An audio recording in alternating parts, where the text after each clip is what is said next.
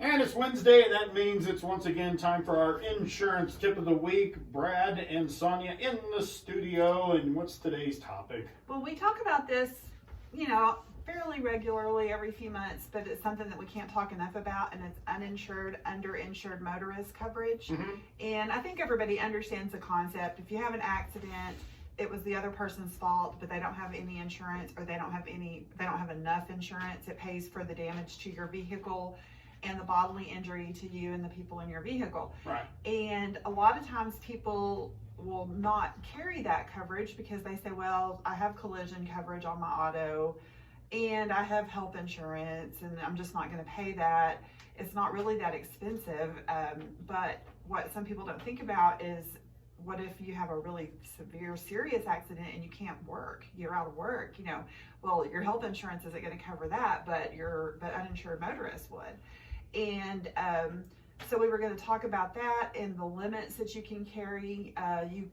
On your personal auto policy, you can carry up to whatever liability limit you carry on your policy. So it's usually a minute. What are the max that personal lines usually? 500,000. So on your personal auto, generally, different companies have different rules, but generally you can carry 500,000 liability, which means you could carry up to 500,000 uninsured motorist coverage. And you could even carry it with some carriers. If you have an umbrella policy, you can carry that up into your umbrella too for extra premium. So it's just something to look at. If you're on the personal line side, 1 or 2 or 3 vehicles, it doesn't cost very much. Get a quote for it. Just seriously consider it. With the economy the way it is, unfortunately, we're seeing more people that are letting their auto policies cancel for non-pay. So it's important to consider it. Oh, you want me to tell my story now? I do. I'm throwing it over to Brad now. So here's my example of an uninsured motorist claim. Okay. So, like anything, we've discovered that I've had an incident with pretty much any of these topics. So probably 10 years ago, I was driving my pickup down Highway 287 back from the airport, picking up a bunch of my friends. Well, it was during the snowstorm, and a car spun out and smashed into the side of my truck. Ooh. Well, when that happened, the hook from the front peeled their car open like a sardine can. Well, we ended up meeting up at the gas station down the road.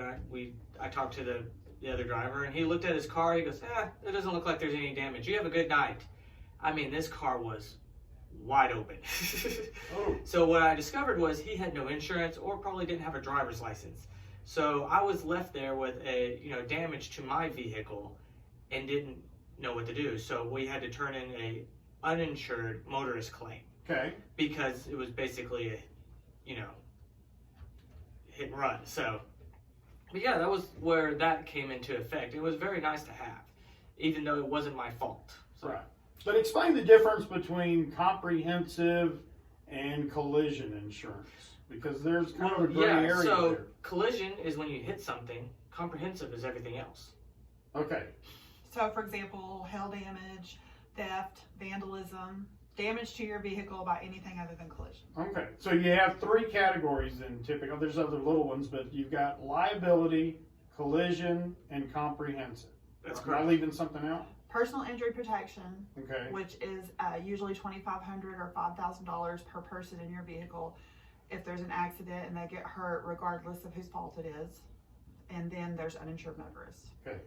But in Texas, you only have to have liability insurance. That's all you have to have. That's all you have to have, right? Right. But if you have a car financed, You have to have Comp and collision. collision. you have to have both of those too. Right. Okay. And on the personal injury and the uninsured motorist, and you just have to do this once. You don't have to do it every year.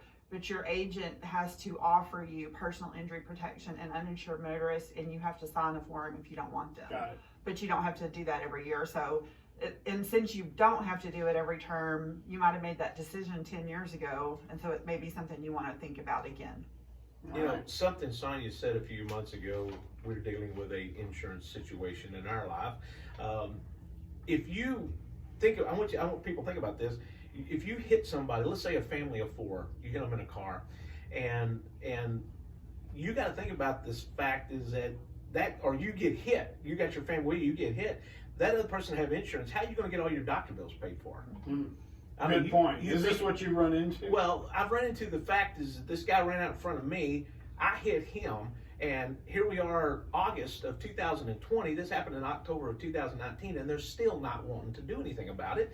But the thing is that Sonia, being an insurance agent, she's like, okay, we need to look at our insurance. How can that help us out? Right. So the thing is, folks, if you are someplace, you got to think about this. Either way, if you don't have insurance or you don't have enough insurance, you hit a family of 4, you think about 4 people being in the hospital, that's going to run a bill up in no time. So you need to look at your limits. And plus, if you've been hit by somebody, you got a lot of doctor bills, you better hope that your uninsured motorist will take care of that and your limits are high enough, because you got a family of 4 in the hospital, you got a problem.